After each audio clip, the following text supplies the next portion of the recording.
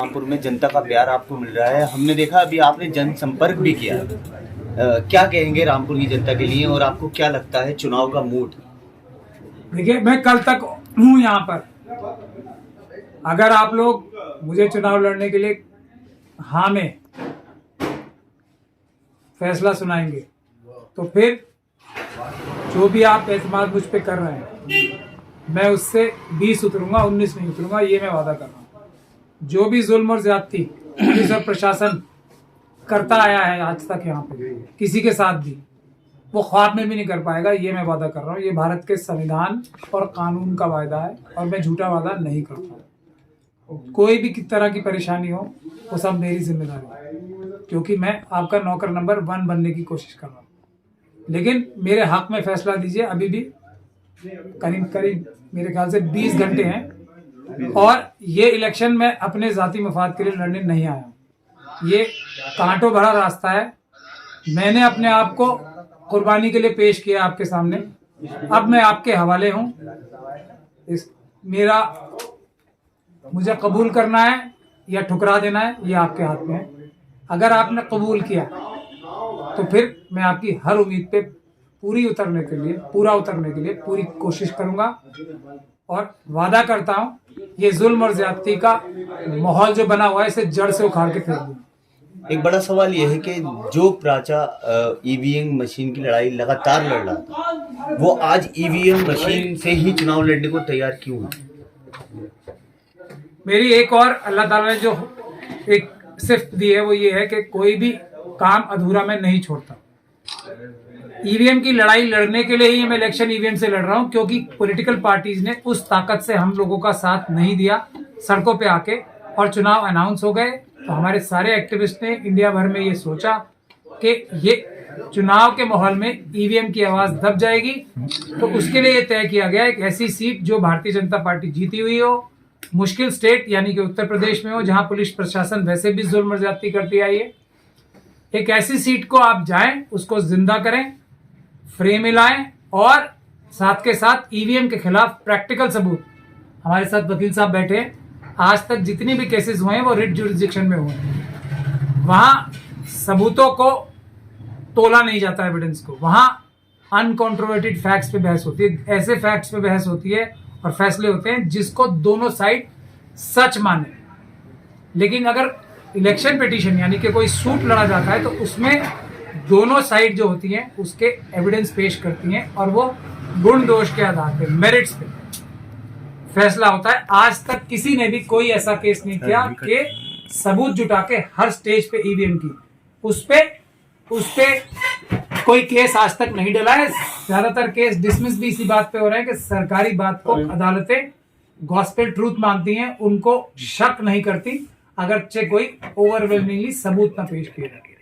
लेकिन ट्रायल में ऐसा नहीं होता।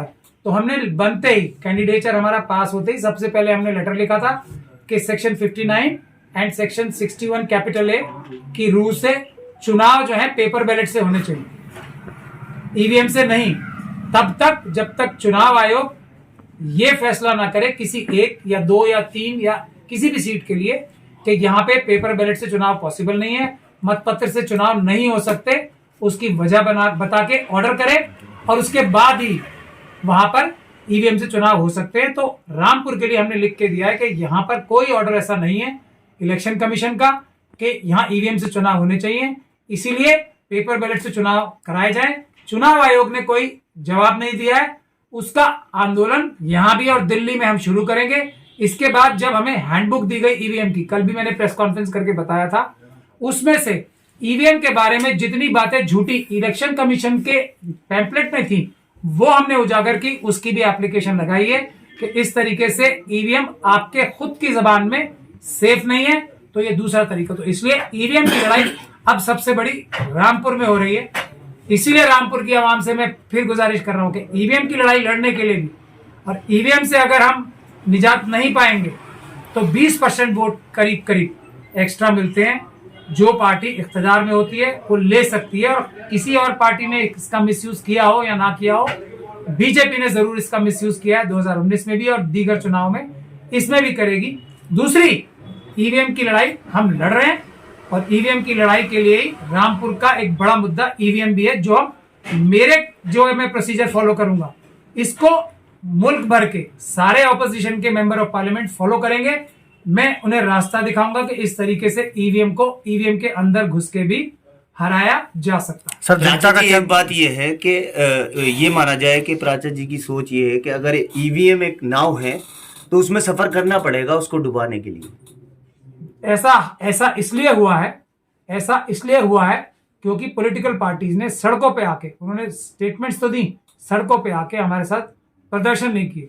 ऐसा इसलिए मजबूरी में, और हर एक जंग को जीतने के लिए प्लान बी भी होना चाहिए, तो ये प्लान बी है हमारा। आप देखिए, मेरा फर्स्ट फेज में चुनाव है, 105 सीटों पे चुनाव है, 405 फिर भी बचेंगे। ये सब सबूत इकट्ठे करके मैं 405 सीटों पे इलेक्शन लड़ने वालों के लिए इतना मवाद दूंगा कि शायद इलेक्शन कमीशन और ज्यादा बैकफुट पे आएगी। और अगर तब पॉलिटिकल पार्टीज अगर सड़कों पे आ जाए हमारे साथ 20 तारीख से, तो अगला चुनाव जो भी होगा, यानी कि इसी इलेक्शन में भी, वो ईवीएम से नहीं होगा, क्योंकि तब तक मैं इतने ज्यादा प्रैक्टिकल सबूत इकट्ठे करके सड़कों पे उतरूंगा। ये दावा माना जाए या क्या माना जाए इस चीज को कि अगला चुनाव जो है ईवीएम से नहीं होगा? ये प्राचा जी का दावा है। मेरा दावा है, मेरी स्टेटमेंट है, पॉलिटिकल पार्टी आज मेरे साथ आ जाए आज, तो रामपुर के चुनाव लड़ते लड़ते ही मैं ईवीएम को बंद करा दूंगा। लेकिन पॉलिटिकल पार्टी सड़कों पे नहीं आ रही है, ये मेरी सबसे बड़ी पीड़ा है। इसीलिए मुझे ये प्लान बी इस्तेमाल करना पड़ा है। मैं जिस ईमान का मानने वाला हूं, जिन साहिबा इकराम से मैं सीखता हूं, उन्होंने कभी हार नहीं मानी, मुश्किल से मुश्किल जंग जीती।